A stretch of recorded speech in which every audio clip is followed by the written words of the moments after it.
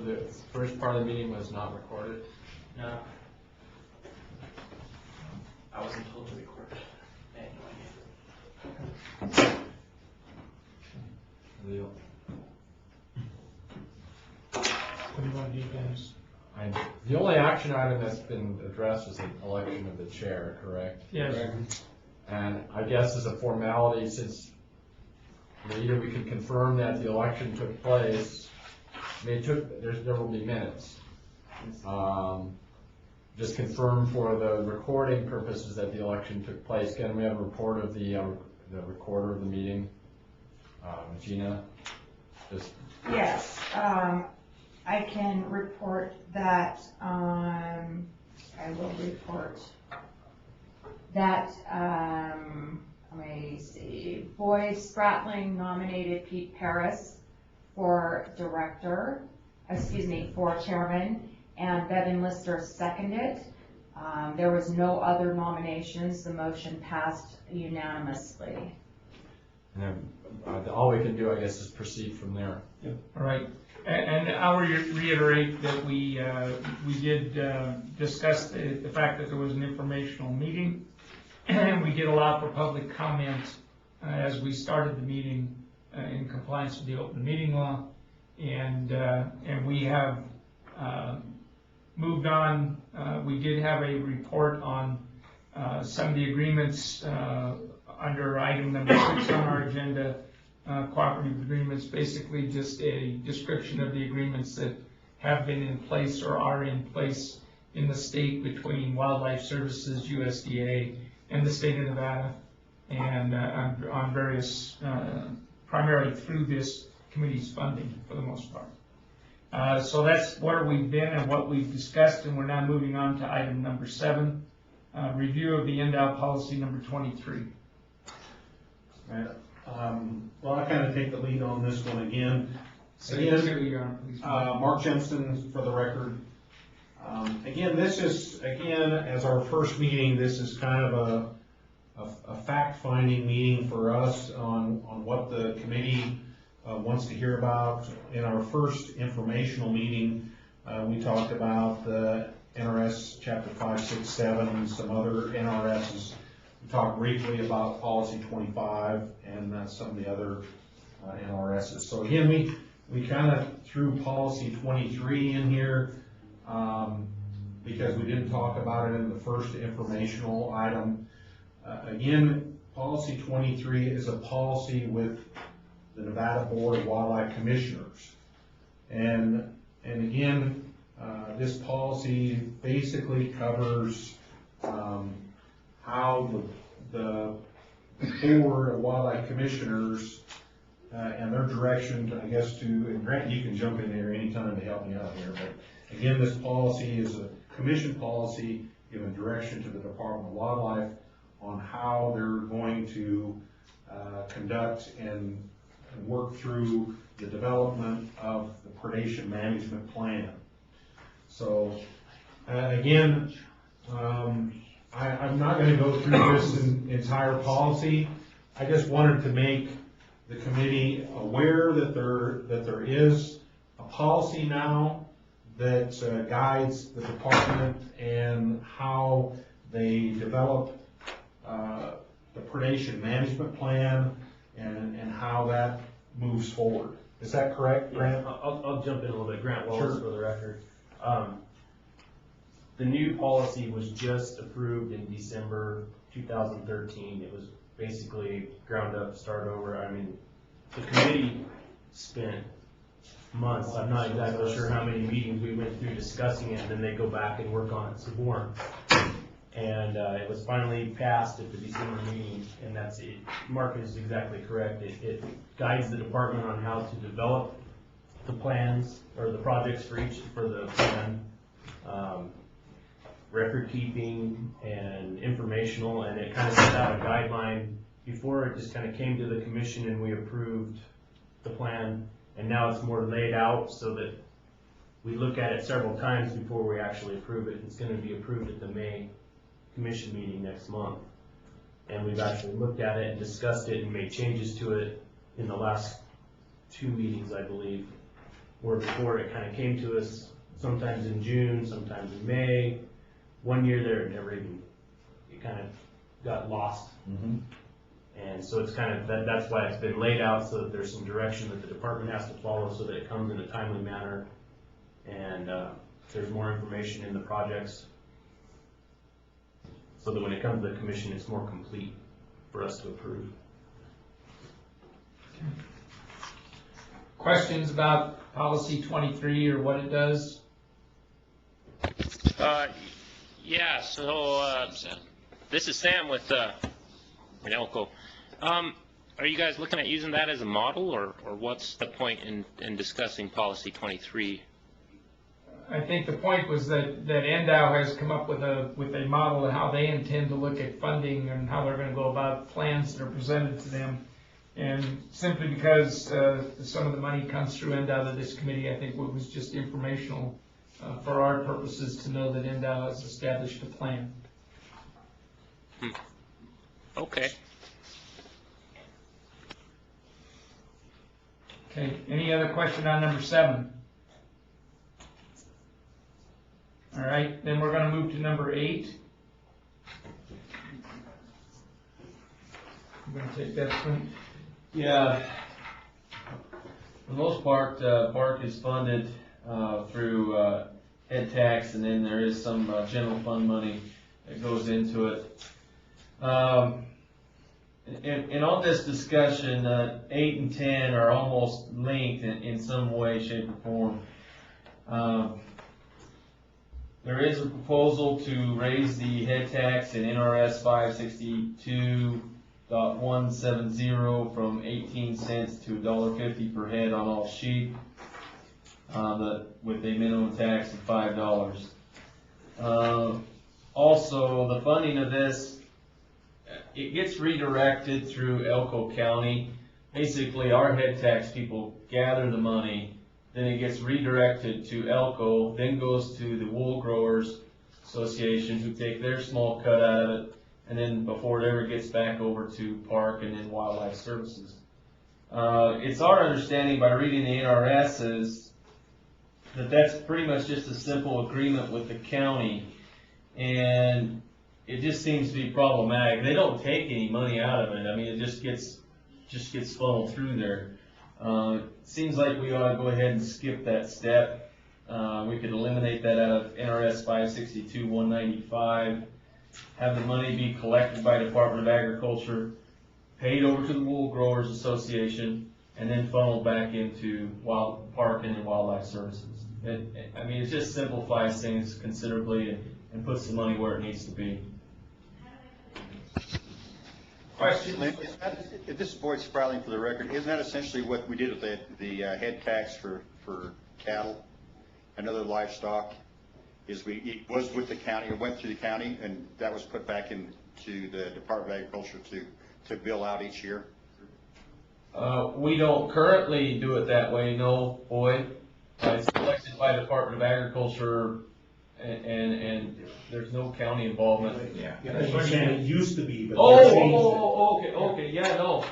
If that was the way it was, you and Pete could tell me better than that. I could tell you, I don't think, if it was that way, then, yeah, but. But I guess my question is, I mean, I kind of was under the assumption as a board member that this money, head tax for the sheep, went through that same process and got taken away, or the county got taken out of this process, but evidently not. Huh? Yeah. No, not yet.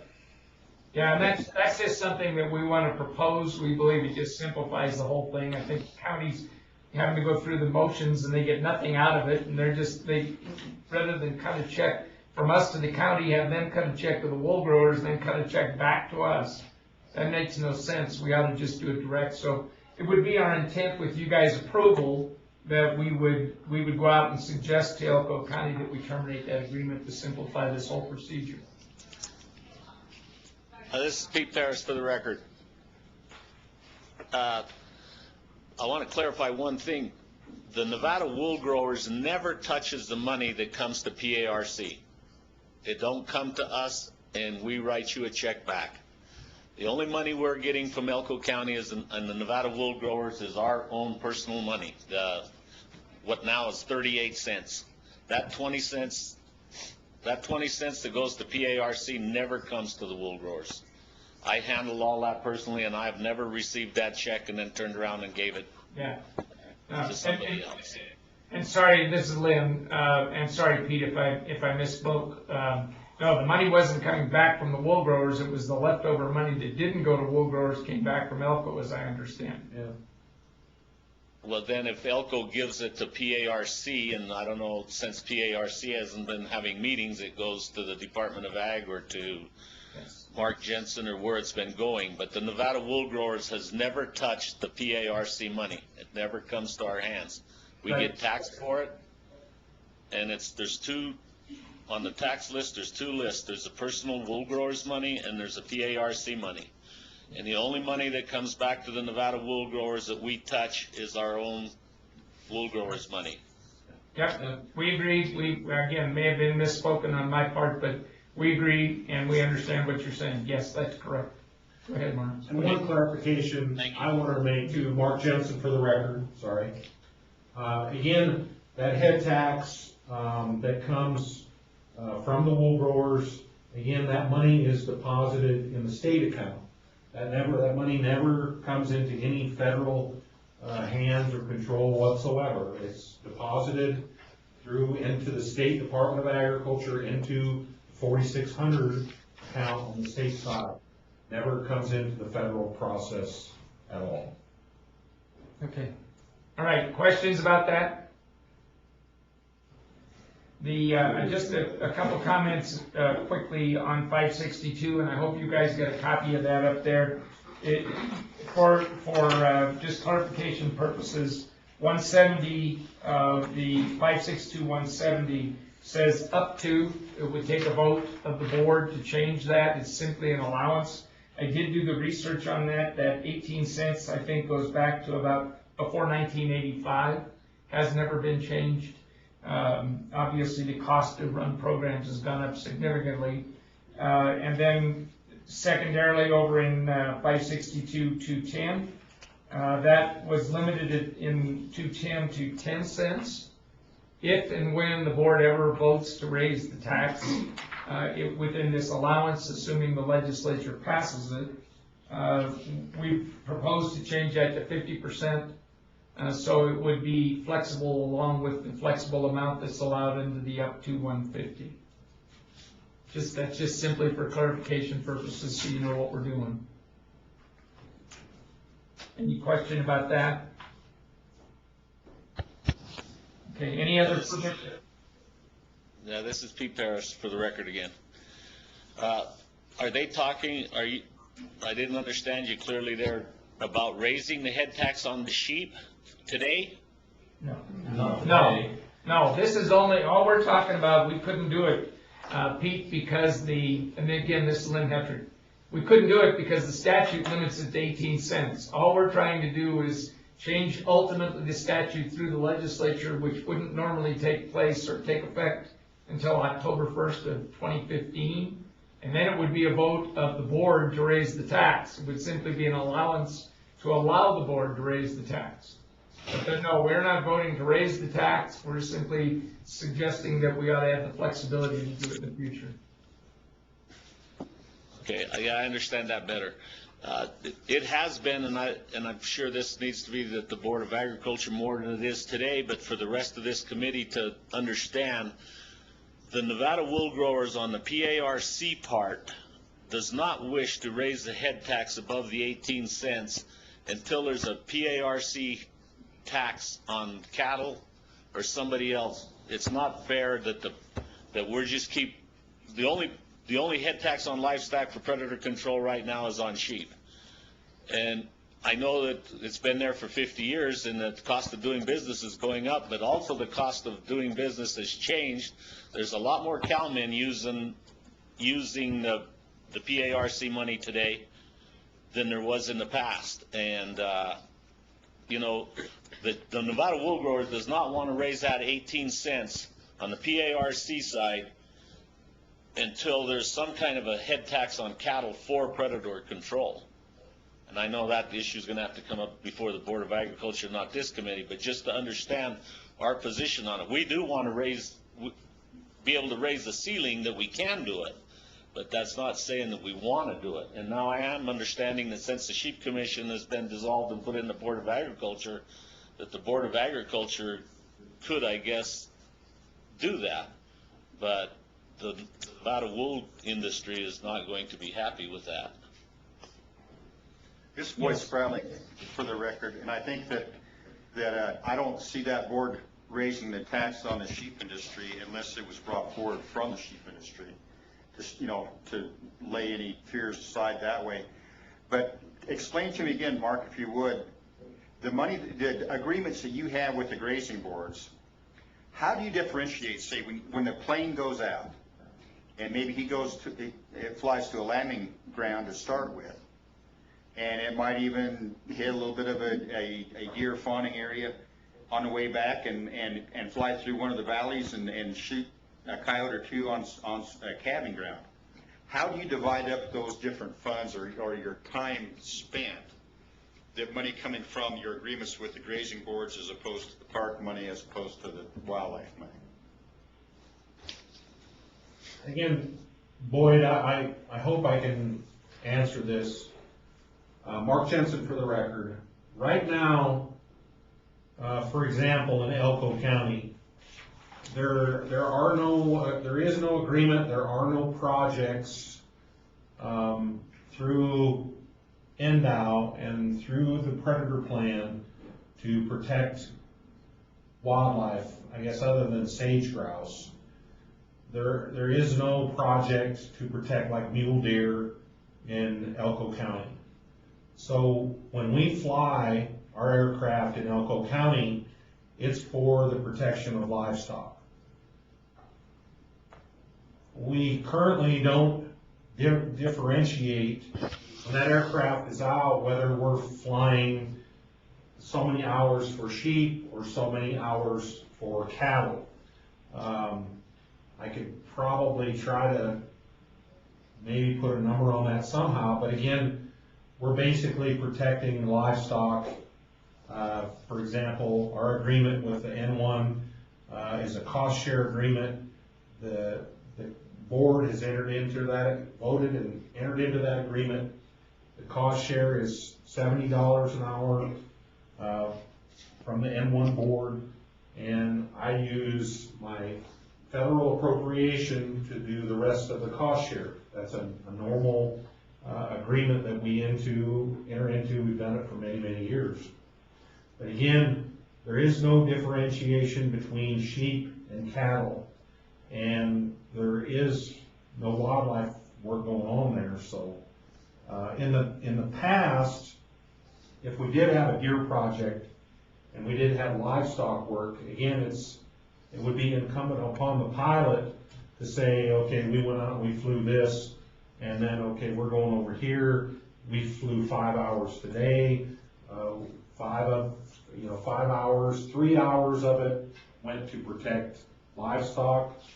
2 hours of it went to protect wildlife. We've split that up in the past, but currently that's not going on. So. I think, Mark, the concern is, is everybody that's participating in the program or benefiting from the program paying a fair share of the cost of flying those airplanes and having people on the ground?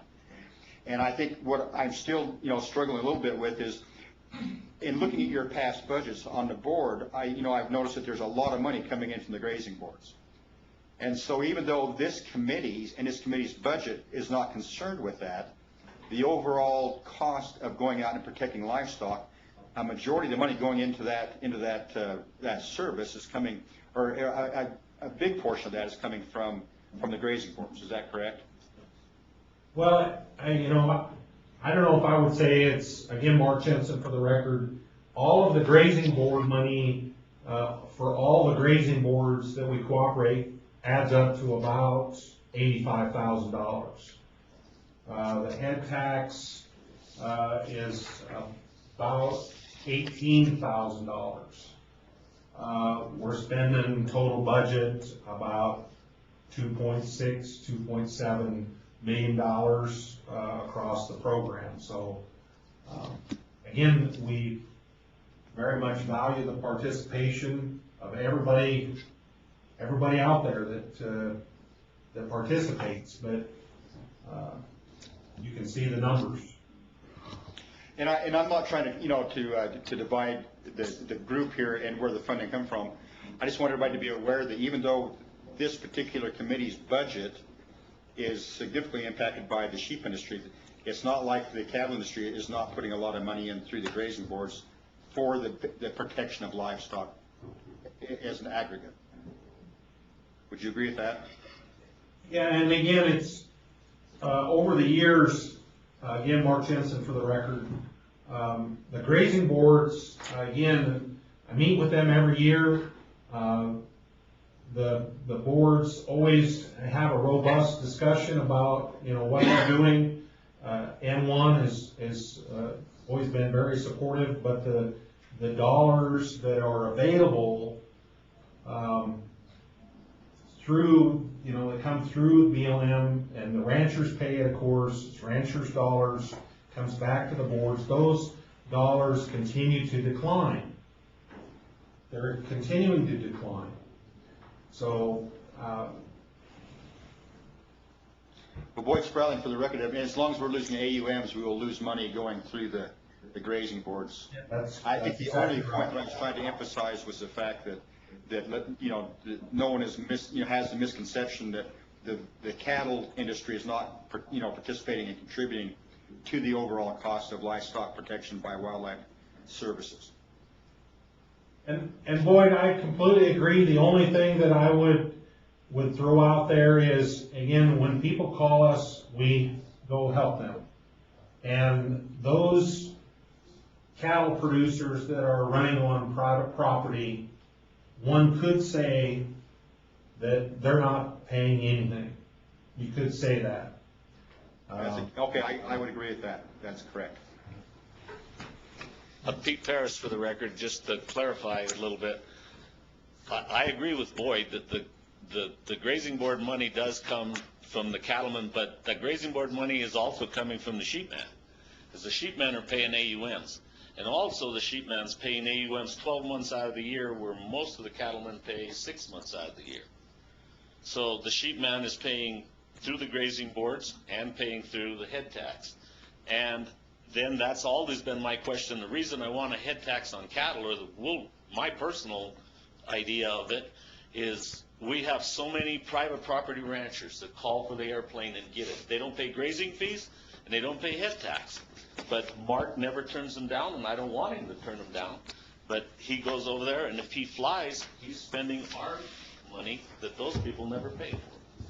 So if you had a head tax on cattle for predator control, it would level the playing field.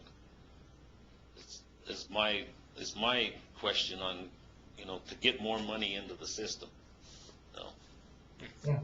I think we understand the point that there's concern about fairness in the funding.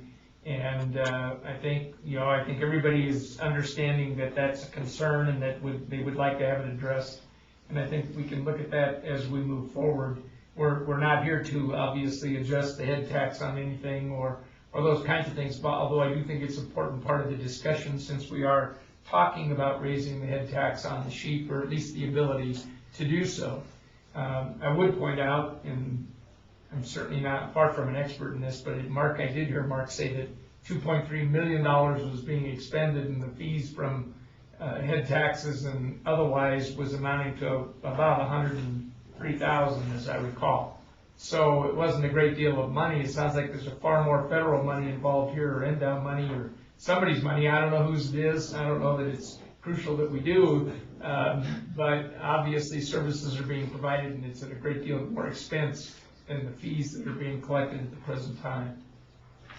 So, just as a comment. Well, Bevan, go ahead. just sitting here trying to digest. Oh, Bevan Lister, for the record, sorry. I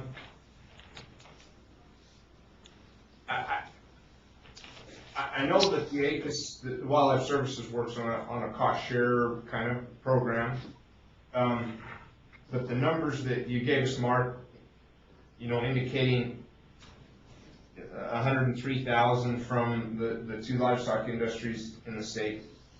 And then a fairly larger number that your actual budget is.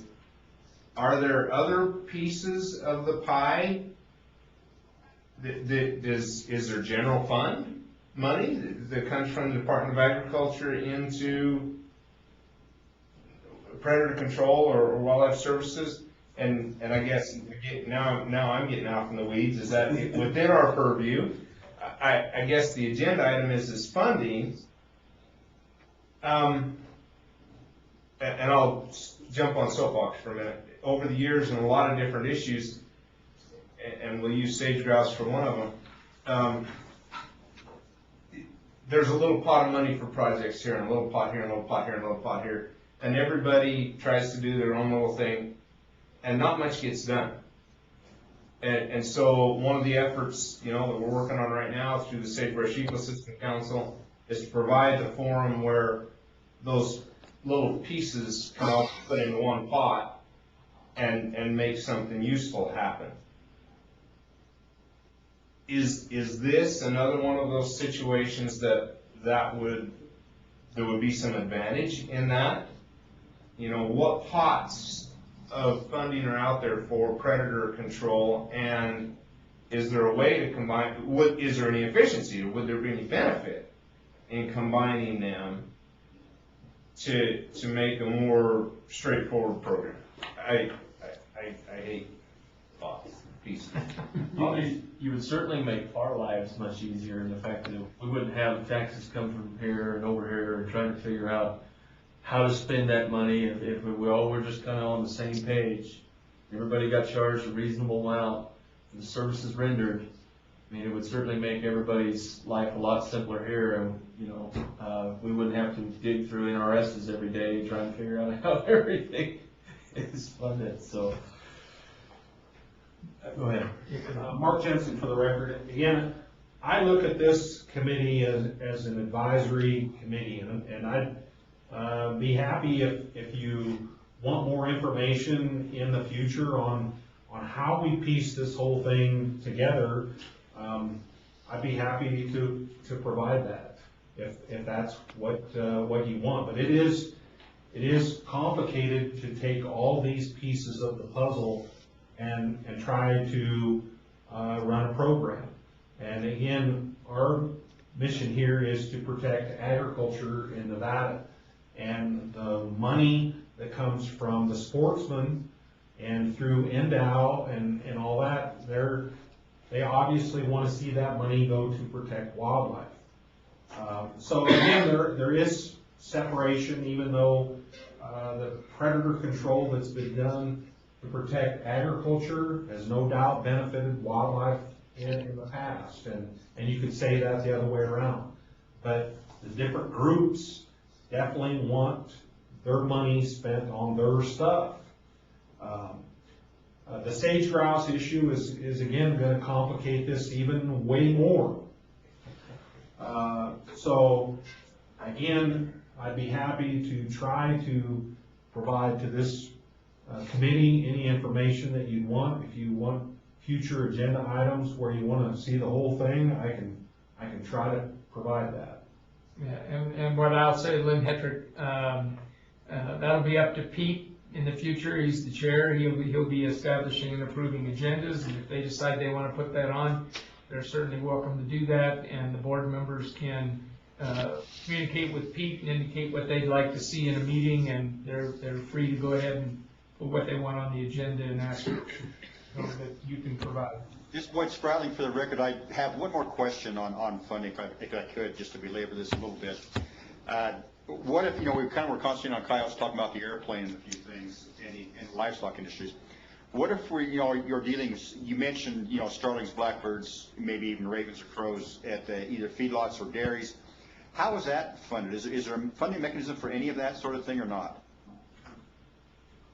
Yes, again, Mark Jensen for the record. What we've done in the past, and again, it varies, but what we've what we have is we have the ability to enter into small agreements with a particular dairy. So if a dairy calls us and they've got a problem, we would go out and enter into a small agreement where they would agree to pay us for the toxicant and a certain amount of labor to do the project.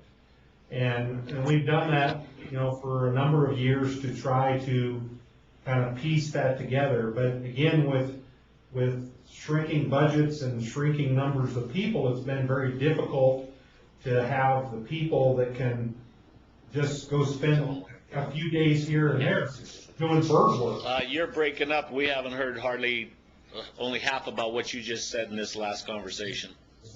Going to the podium. Yeah, I don't know if it'll help or not. You may have to talk louder. Try it. See what happens at the podium. Well, it's cutting in and out. When we hear him perfectly. It cuts in and out, and our picture goes, it's a transmission problem. Oh, okay. Yeah. How about now, Pete? I walked up to the podium. Is this any better? No, yeah, and in fact, I think we could hear you better before our picture starts, Yeah. getting fuzzy, snowy, and you cut out. It's not that we can't hear you. It's a technical problem, not a. I don't think we can do anything about that. It's likely that it's between here and Elko. All right. Well, let me start over, Pete, and interrupt me if I start cutting in and out again. But for the bird work and the dairy work that we've done, again, we enter into just basically a small agreement where the dairy pays for the toxicant and pays for a certain amount of labor for us to do that. And granted, we have the authority to enter into those small agreements. But what's been difficult is with shrinking budgets and shrinking numbers of people, is to have people to kind of chase that. So that's why we've worked with the Dairy Commission to try to come up with a base of funding to where we can actually have some money to have a person to try to do all this. So, Boyd, does that answer your question on, basically the dairies have been paying for their work as we go. If they call, we go do the work, but we enter into an agreement and they pay for it. And the only difference there, this is Lynn again, the Dairy Commission did enter into a contract with Wildlife Services and funded the contract out of the Dairy Commission for $50,000 to help pay for the individual to do that work. So the Dairy Commission on 23 or 25 dairies has put up 50 grand to try to take care of their predator problem or their bird problems, their bird issues. Just so you know where some of the money comes from. And then in addition, the dairies pay for, as Mark said, pay for the toxicant and some of the labor costs as well. So they're paying a heavy price for their share of the predator control, the animal control issue. All right. This is Sam Sanders in Elko. I have one question. Has this board thought about fair market value and providing funds to private service providers who can do the work at a cost savings to the taxpayer? And it's a good question, but I think we would need to have that on an agenda to be able to discuss it. So it's a fair question, but I think we should agendize that because otherwise people who might be affected haven't been noticed and they're not here to testify. Certainly. Well, then how could the budget from this committee be used to supplement that of a private service provider?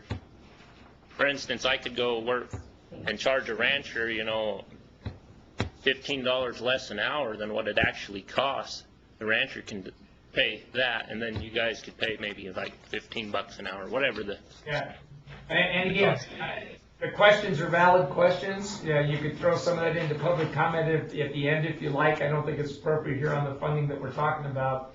And the other is I would like to see you agendize that because again, people could be affected who are not here who might like to comment. So I think, and Dennis is nodding his head, so I think that we should stick to what's on our agenda and talk to Pete about potentially getting that onto an agenda and having it, properly noticed. Okay, I have one question then, I believe it. We're still on item number 8, aren't we? correct? Oh, okay. Well, can we improve the budget then by eliminating the tax? I mean, I pay a head tax. I won't call wildlife services. I don't call them. There's several folks that I know that don't use wildlife services that pay the head tax, and maybe this falls under item 10 a little more, but if that's the case, I can wait till then and we can discuss it then. Okay, and this is Lynn again, and I'll just comment, I don't know how not paying the head tax would improve the budget through this committee, because the money comes through the committee is what we're using, so, I understand. You're breaking up now. Okay, we'll try again and see if you can get it. I don't, again, it's not agendized, so we can't discuss per se the elimination of the head tax for those that don't use wildlife services. But my point is, I don't see how it could improve the budget of what is flowing through PARC to eliminate the head tax that comes to PARC. So that would be a discussion on a different level than we have agendized at this time. I'm not trying to be difficult, but the law on the open meeting law is very clear. We can only discuss what's on the agenda because You're breaking up. Okay, we can only discuss what's on the agenda because people have to have the opportunity to respond if something is said that would affect them. So again, I'm not trying to be difficult, I'm just trying to stick to the open meeting law rules, which we have no choice but to follow. You're breaking up. Okay. All right. Beyond that, I guess we're going to continue to try to and see if we can finish this. Any other questions on number 8? What do you consider an improvement to the budget? Well, the additional revenue that went into the budget for use for wildlife or predator control. Okay, thank you. Yeah. Any other question? All right, we're going to move on to number 9. The legislature a year or two ago, maybe more, established a sunset committee. The sunset committee is going out and looking at all the existing committees in the state at one level or another and saying, does that committee still need to exist? Now you're breaking up. Okay, I'll just keep trying, you let me know. The sunset. I'm not hearing you now. Not at all? No, you're crackling in and out. All right. Should we go to telephone? Is that possible? We can try calling you and putting this on the telephone as well.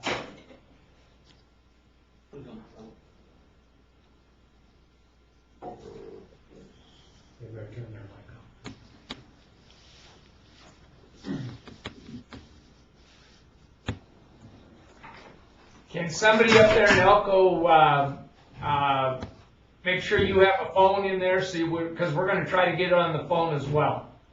Well, you're working good now. All right. Well, let's keep trying, and then we'll see what happens. It's going in and out.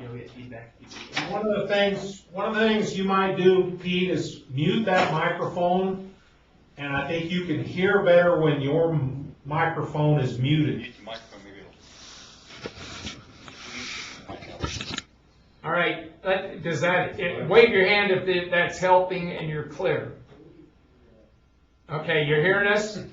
All right. If you have an issue, wave your hand or unmute the microphone, and we'll continue to try to move forward. We'll have an issue with the phone, we're told by our technician, because if we do it, we'll have feedback, and we're not going to be able to do both things at once. Yeah, we've tried that before. So we're going to try this. So back to the Sunset Committee, number 9 on your agenda. The legislature established a committee to look at existing committees in the state of Nevada and to determine whether they still need to exist. With the committee notifies or requests the presence of various committees to discuss with them what they're doing and so on. This committee has been asked to appear at the legislature on April 13 or 14 to justify its existence, which is a week away, or a little less, 5 days. We need to decide who and what we would like to present to that committee, who wants to be there and what we want to present. And I think,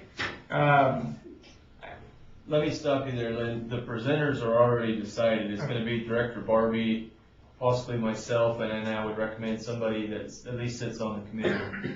And we need to decide who that person needs to be from this committee. And anything else that you might want presented there at that sunset committee. okay, you can unmute that mic if you want to talk. Obviously, I'm hopeful that's helpful. Sure. Well, I'm hoping that somebody from that side of the state will be able to attend it, because this is a kind of a hard time of year to get away from around here. I have a comment. It's been quite a long time since this committee's actually held an official meeting. It's going to be pretty tough to justify needing it when you haven't met in such a long time. And I guess that's a possibility. You may want to mute that again if you're having issues. That's a possibility. I think what would happen then is that funding would come in and this committee wouldn't be available to recommend or advise how that money would be spent. I suppose, that's a possibility. I'm not sure that's what statute provides for at this time. I think if they decide to eliminate it, it would be a recommendation to the legislature to eliminate it. It probably would not take place until October of 2015. And given that, this committee, I'm sure will be meeting and doing advisory work on the amount of money that we get until that occurs or doesn't occur. So, can I ask one question? Just why did this meeting or committee decide to meet now after such a long time of not meeting? I guess, Lynn Hetrick, for the record, I think the issue is more why didn't it meet in the past, and I think it's that the ball got dropped and somebody didn't do it, and it was realized by Director Barbie not too long ago that we weren't doing something that was required in statute, and he said, we got to go back and get this done. Got to start meeting again. So it's not a matter of why didn't, it's why didn't they meet before, not why are we meeting now. It's Flint Wright for the record. There isn't anybody on either side of the teleconference here who is at fault for the committee not meeting. They're on the committee, and that includes Director Barbie. You're going to have to go back prior to everybody here. They dropped the ball. We're picking it back up again. It's obviously not Mark Jensen's fault the committee didn't meet. It's not his job to make the committee meet. Mark is Wildlife Services Director, and he's not in charge of the committee. So, you can make comments about why did it not meet or why did it meet. None of that matters. What matters is that we do it now because it is required by statute. Further comment in regard to that? So there will be a presentation made. We will talk about, I'm sure we're going to get that exact same question, quite frankly, at that meeting. And we'll probably give very much the same answer, that unfortunately it wasn't done and we're picking it up and trying to get it going again and do what we're required to do. They'll make a decision whether or not they'll recommend we continue in existence or not. Well, from my point of view, this is an increasingly important mechanism that needs care to be taken of, especially in relation to the safe routes issues that the state is facing. Predator control and management is a key part of that. There, in NRS 567, that's the statute that sets up this committee. There's a lot of double speak. Legislative Council Bureau got into that one pretty good. I don't know, but anyway, it's in a lot of places it's not clear. It's kind of subjects the actions of this committee and lets the board take some of the actions, and so the actual powers and direction of this committee are not very clear and very subjective to the Board of Ag. So the need and necessity for a common place for the money and decisions for predator management and control within the state, I think, is vital. It needs to be a little more clearly spelled out, and anyway, good enough. And I think we would agree, the statute is not real clear, and it could be better than it is, without question.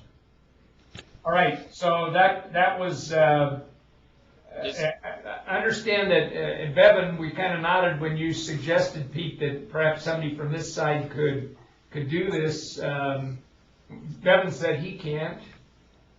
I can't either. Okay, we don't have anybody from here who can. It's not absolutely mandatory. Grant can't do it either. It's not mandatory that we have somebody from it. We would like to have somebody from the committee. Went right for the record. So This is Pete Paris for the record. We'll work on something like that. If it was a possibility, that would be great. But going back to what Bevan was just discussing, we keep talking about this as predators and predators, but really the PARC stands for Predatory Animal Rodent Control. So it's a bigger, the reason it's in a separate committee is because it has to do with the state health, like the plagues with the rodents and, when they had the bubonic plague and all that stuff that they had. This committee is a bigger picture than just predator animals. That PARC stands for Predator Animal and Rodent Control. I agree wholeheartedly. Grant and I were just having a discussion about gophers, so. Yeah, we agree with that, and I guess it's kind of the squeaky wheel gets the grease. We hear a lot about the predators, but yes, we understand the rodents are a part of this and are a part of this committee as well. Further comment on number 9, the Sunset Committee. If anybody can work out something, that'd be great to participate, but if not, I know the director is going to be there. People will be there to take care of this and make the presentation at the Sunset Committee meeting. Okay, no further comment? We're going to move on to number 10. I think we really did. Actually, I think we already covered number 10. Yeah, so I think what's going to happen there is we'll have some discussion here and maybe wait until after the Sunset Committee meets, see if we get any direction.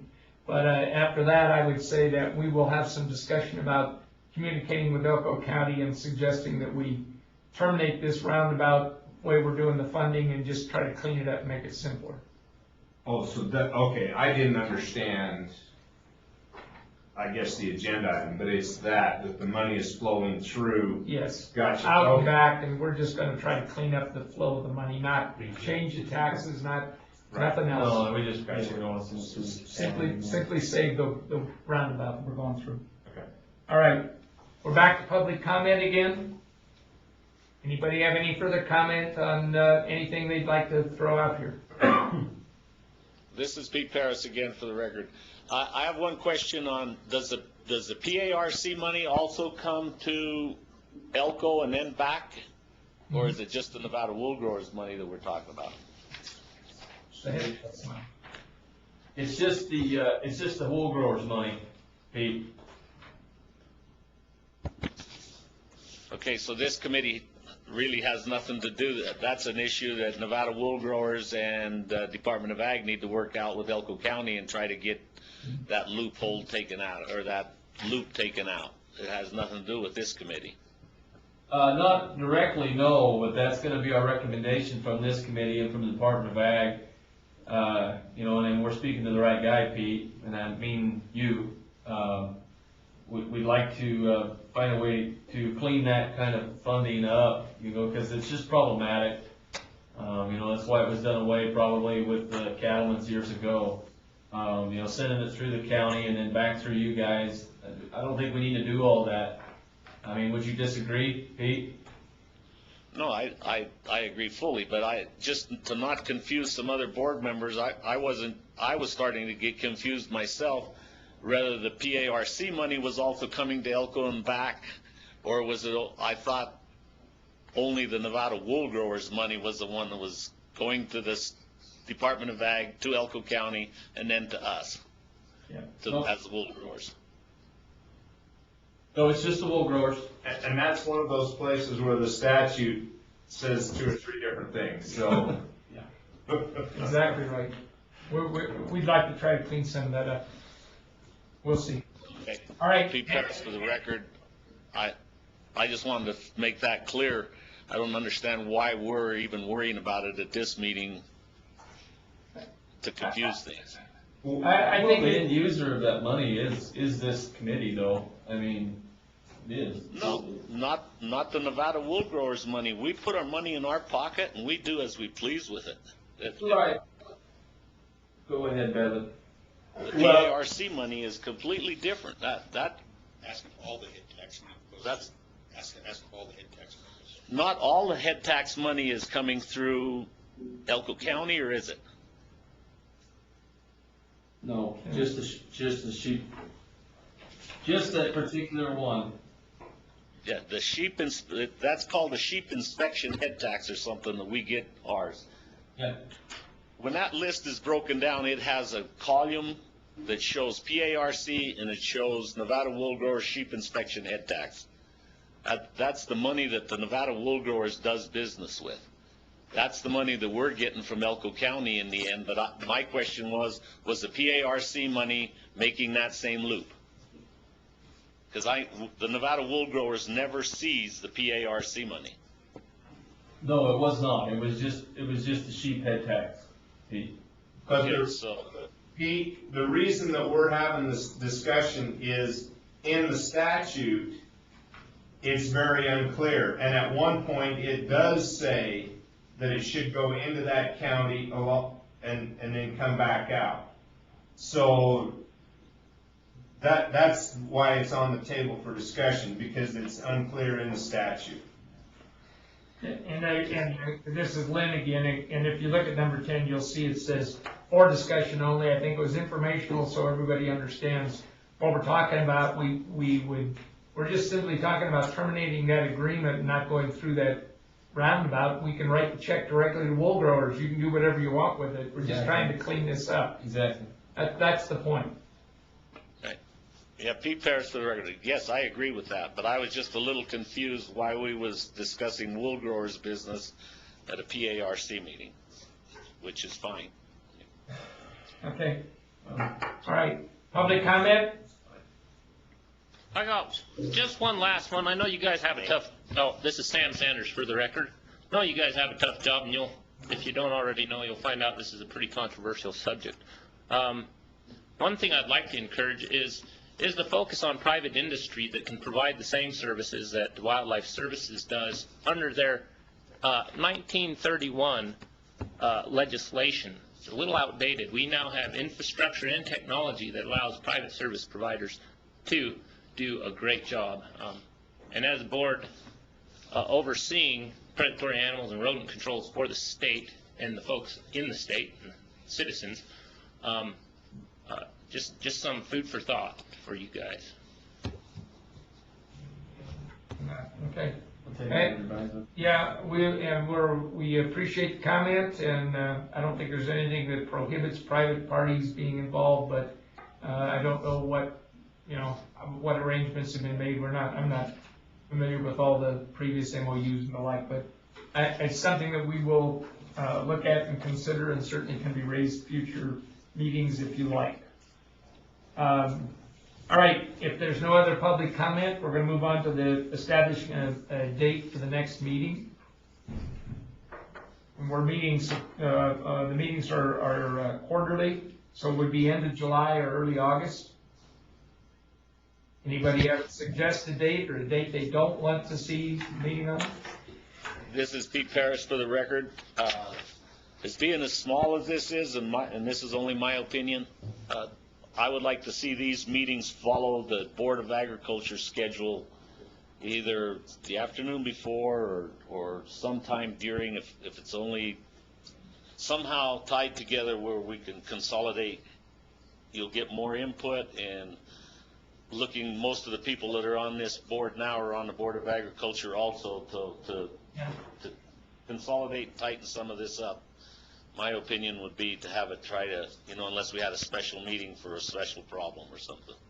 And thank you, Pete. Good idea, actually. I don't think there's an issue with that. It would be in June, and what's the June date? June 4th.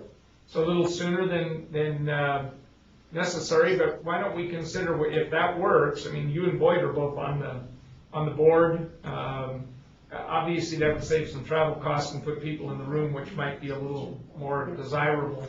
Why don't we work on suggesting June 3rd, or depending on the agenda for the board meeting, we might work something out the same day, and we'll get back to you, but we'll work on that suggestion is what we're gonna do.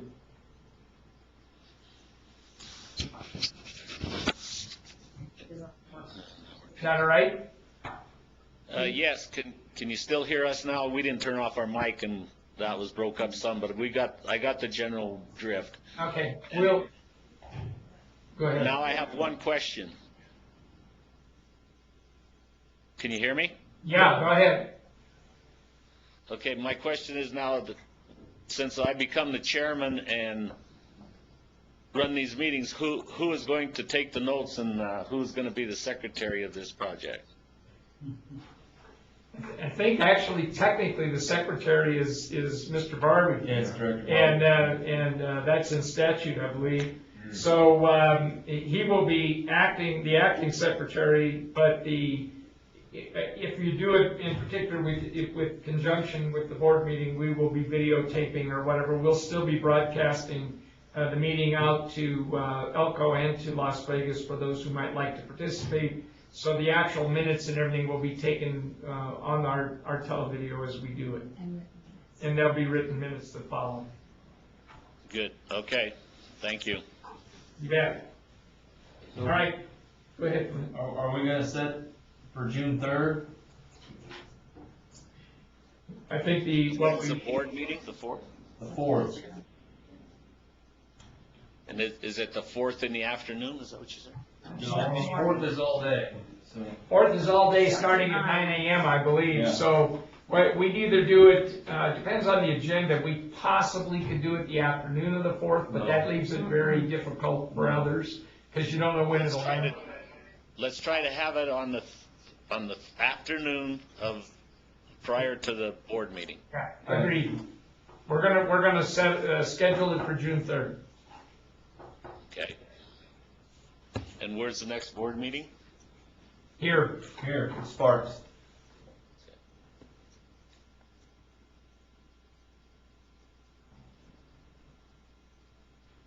Any further question? Any other comment?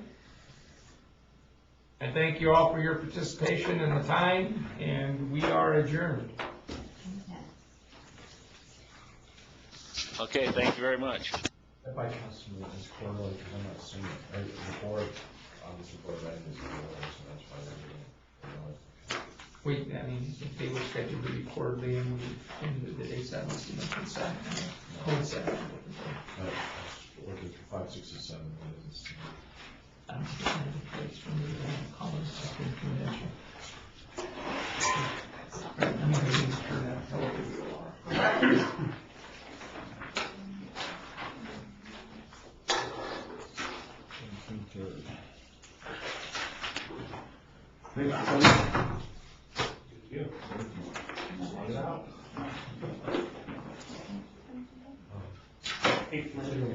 Is there a way you can give me a list of all the committee members and like contact info? Thank you.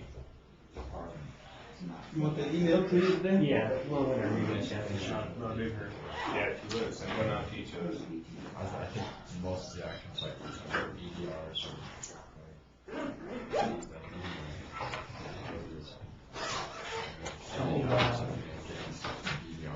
I'll take a run between the CPs, 562 and 567.